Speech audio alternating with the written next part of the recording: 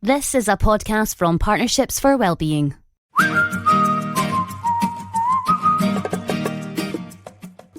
Hello and welcome to this edition of Ways to Wellbeing, coming to you from Well Street Studios in Inverness. I'm Jeff Zycinski, and my guest this time around is a woman who everyone has been telling me is an absolute must for this podcast. Here in the Highlands, she's a force to be reckoned with, a tireless community campaigner, someone who has been making good things happen for families and communities, and especially for parents of children with special needs. Most recently, she's been watching a new respite centre take shape out at Smithton. Her name, of course, is Elsie Normington, and I'm delighted to say she joins me here in the studio. Welcome, Elsie. Thank you. Now, Elsie, I missed a few things off that list, and I think one of the more important things is that you're a mother and a grandmother. Yes. And we're going to hear how parenthood changed your life. But first, tell us about the Haven Centre, for those who don't know anything about it. And what you're up to over at Smithton. Okay, so the Haven Centre is a long-term dream that I've had, that effectively I've been working on it for 10 years on a voluntary basis to really see a specialist centre for children and young people who have got severe learning disabilities and complex needs, and to support the needs of their family as well. So it's quite a big site. It has a large indoor and outdoor play centre. It has 3 respite flats for overnight care. We also have a generic community coffee shop for anyone to come and get their coffee and cake and lunch and all that. And then we also have a community garden that will support young adults with learning disabilities who can manage to do some of the tasks. So it's a big project. It's over £4 million in worth. And I'm thrilled to say that the guys are there working away. Yeah, well, we've certainly seen some video of making a lot of good progress there. What kind of shape is it and what kind of time scale are we talking about? Okay, so we contracted with Compass, which is a local Highland builder. We're delighted to be working with them. So we contracted with them in November of last year, and then its first spade in the ground was in March. So they are very hopeful it will be completed by the end of April, kind of beginning of May time. And inflation impacting that in any way? Well, there has been some increase, but we're very hopeful that we'll achieve our target and be able to get the whole thing up and running. I'm sure, otherwise you'll be out with that putting hat round again. That's it, yeah. Well, that sounds fabulous. Now, our paths have crossed in the past, but I'll come to that in a wee minute. Okay. Because I've been reading the book that you published a few years ago, The Silent Doorbell. Yes. Now, tell us about that title. It's very emotive title, that, isn't it? It is, and I felt that I really came to invent that term a way back when my son Andrew was 10 years old. He has severe learning difficulties and complex needs, and I felt hugely isolated by that experience, and especially when Andrew went into special school, because he was picked up in a taxi, off to school and back home in a taxi. So I never met any other families, and Andrew was behind his garden gate, and I just felt the doorbell didn't ring for him. So I began to talk about this experience of the silent doorbell. Yeah.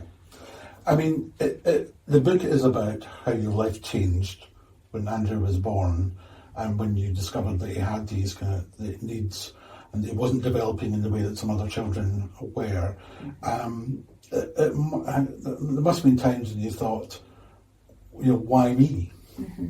Well, it was a very dark time for a number of years, Jeff. It really was, and I cried millions of tears, I have to confess.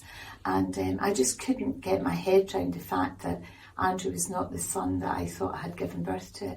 And as life was running its course, the whole seizure disorder was running its course. It seemed like everything was just getting worse and worse, and it felt like life was very dark for me.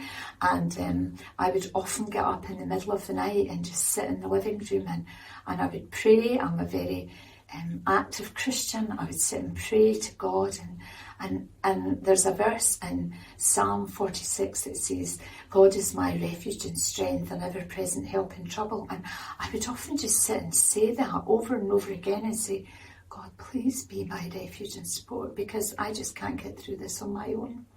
And that went on for a number of years until Andrew was around 10 when he moved into special school. Yeah. And it was around that time that I began to have a complete emotional change in my life and began to turn things around. And your life turned around. Your life went in a completely different direction at that point. Well, it did really, because I had been teaching piano, and I love singing and playing the piano and all that kind of stuff. And I thought I would be doing that for the rest of my life. But I remember it was around the time when I always read a wee thought for the day every day, just to set me up for the day. And this particular thought one day was about you can choose to be better or bitter in life. And I just really believed that was quite an epiphanal moment for me, a very spiritual moment for me, that I decided I am not going to be bitter, I am going to be better. And really began to pray that God would turn this whole thing around for me and I could be better as a result of what's happened. And that is exactly my life story. It's my testimony that I believe that God came and nursed me back to wholeness and wellness. And I think through it, I've really learned, Jeff, that things happen in life to most of us, I would imagine. All different kinds of things happen to us. But I really believe it's about what we do with what happens. Mm-hmm. It's about our response to what happens, and then how we can actually turn that for good. Now, I mentioned our paths kind of crossed, although I might be slightly out of sync on this one, but it was when I first came across Snap. And I was working for the BBC at the time, and we were approached for Snap to take part in a project that we had called Let's Do the Show Right Here, and Snap put on this show up at Culloden Academy in support of raising funds for Snappy Suppers. And it was the first time I knew anything about Snap, and a lot of the parents came along with their children, and for me, probably because I was a young parent myself at that time, first time I realised the importance of not letting people become isolated, that letting families get together, letting the children have the kind of experience of having, a happy meal in a kind of a way as well. But that notion of becoming isolated because your child has different needs is something that really struck with you, isn't it? Something that's what made you begin to take action. Absolutely, and I think you've really hit the nail on the head, because all of us need to socialise, and we're not created to be alone in life. We're not created to be an island on this planet Earth. I believe that we're created for fellowship, whatever age and stage we are in life, and I really feel that children and young people, and in fact all people with learning disabilities, they should have social opportunities, but they should be shaped and moulded appropriately to their needs. And so I'm very passionate about specialist facilities, because when I look at Andrew is now in his late 30s, but he wants to be with people like himself. Yeah. People that he can relate with and enjoy a good old dance and a sing and all the stuff that he enjoys doing. But it may not be how you and I may do it. Mm-hmm. And I think it's really taught me just the absolute importance of, okay, they need to socialise, so let's create these opportunities where they can socialise together. And again, that's what really jumped out of the book for me, you creating these equivalent experiences all the time. So when Andrew was leaving school, for instance, you wanted to mark that moment for him. You wanted to make sure that he knew, just like other children leaving school, that this was a kind of rites of passage moment kind of thing. And you went to great efforts to create that kind of moment for him, didn't you? Well, I really did, because, Andrew has severe learning difficulties. I mean, mentally, in many ways, he's like a preschooler in his thinking. And I remember the experience at John's school, and I have to speak really highly of the school, because I really think it's a wonderful special school. But the children that actually got work experiences were the more able ones. And I really wanted Andrew to realise that he would not be in school for the rest of his life, where he was nice and comfortable and went off in his taxi every day. And so I had heard about the Glackbeck Croft, and as a result we managed to get a work placement there. Helen Bull, she was the teacher in the school who headed up the transitional process, and I spoke to her about it, and as a result Andrew got his work placement at Glackbeck. And it was a bit of a carry on really, trying to get someone to support him, because the school couldn't send anyone to support him. And then social work was telling me, well, you've got direct payments, but he's still in school yet, so how can we use direct payments for that? And I really had to fight for it, but eventually the social worker, I think, just to really keep me quiet, she agreed that I could use the direct payments to pay somebody to allow Andrew to go and have this work placement. And I'll never forget, the two powerful words that Andrew spoke when he was completing his work placement. I said to him, "And did you enjoy working at the farm?" And he nodded his head because he doesn't speak much. And I said to him, "What did you enjoy about it?" And he said, "Working hard." And that was a really wonderful moment for me in time, because I actually realised the penny had dropped that Andrew wanted to work, which was a really wonderful moment, because I then felt he was now being prepared to leave school. Yes, and he began to tell people, "I've left school," or "I'm leaving school." That's right. So it's a great story, and a great bit of imagination from you to work out that experience from. Now, you've touched on something there which kind of made me smile a bit, but this idea of the agencies who are supposed to help not really connecting with each other, and these gaps in provision and these gaps in the rules and things like that.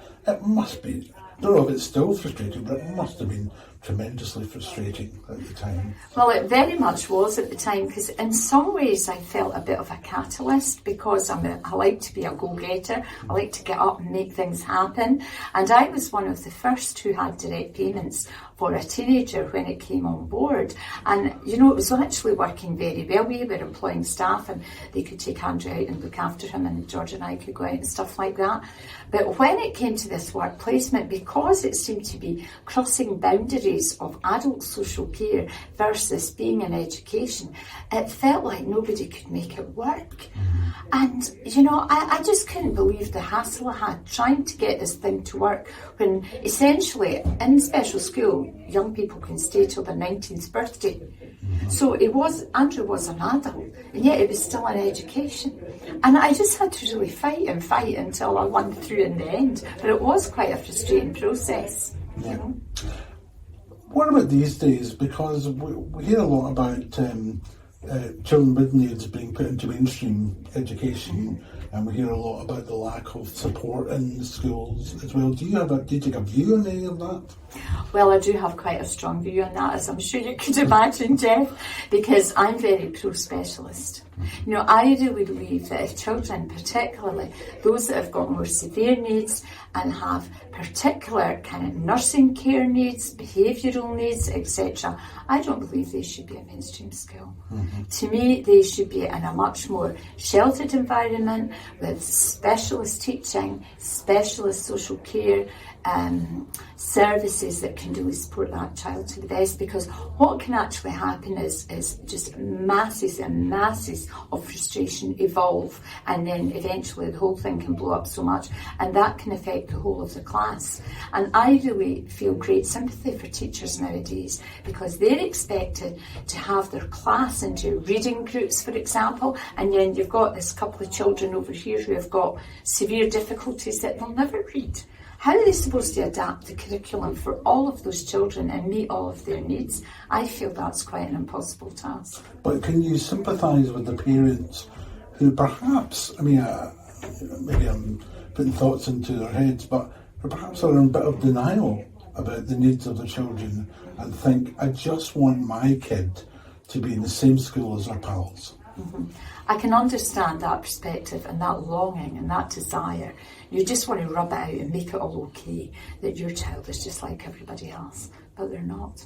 Yeah. And, I would just say that the sooner you come to that place of acceptance, the better.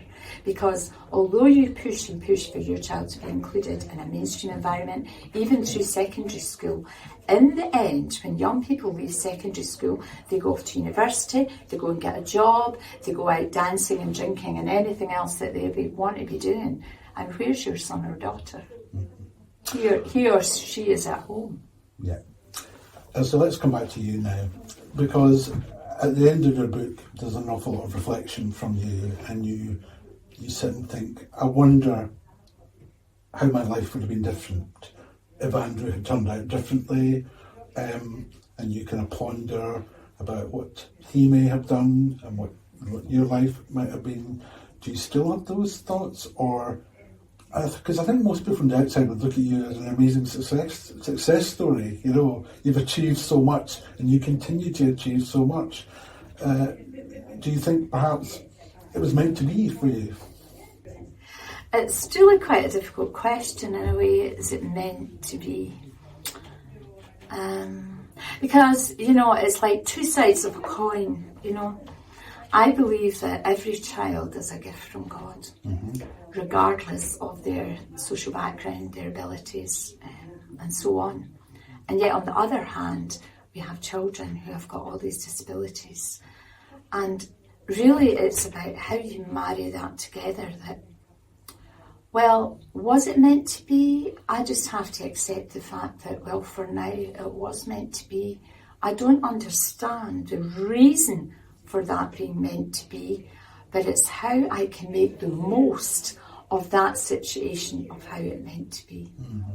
Does that make sense? It does make sense. I suppose there's a bit of me in my question, which is when that Haven Centre is finished, when the families are getting the benefit of that, and the kids as well, and the community generally, and you turn around and look at that, no doubt with some sense of pride and achievement, and think, would this have happened without me, and would this have happened had I not experienced what I've experienced? I very much doubt if it would have happened, to be honest, because I was really happy doing my piano teaching and all my little kids learning to play the piano. You know, I never imagined that my journey would take the direction that it's taken. But I think part of the journey of life is always being ready when that wind of change blows across your life. Are we willing to step up to the plate and say, yes, I'll do it? Or do we just sit back and think, oh, somebody else will do it? Yeah. And I have a willingness in my heart to step up, to speak out and do it. Yeah. Is that going to be a legacy in that centre, or is there something else after that?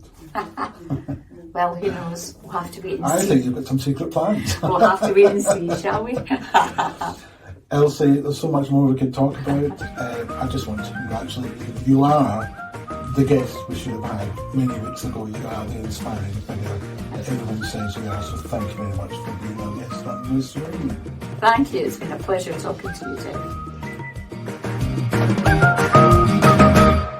Ways to Wellbeing is produced in Inverness, Scotland by Partnerships for Wellbeing, a registered charity.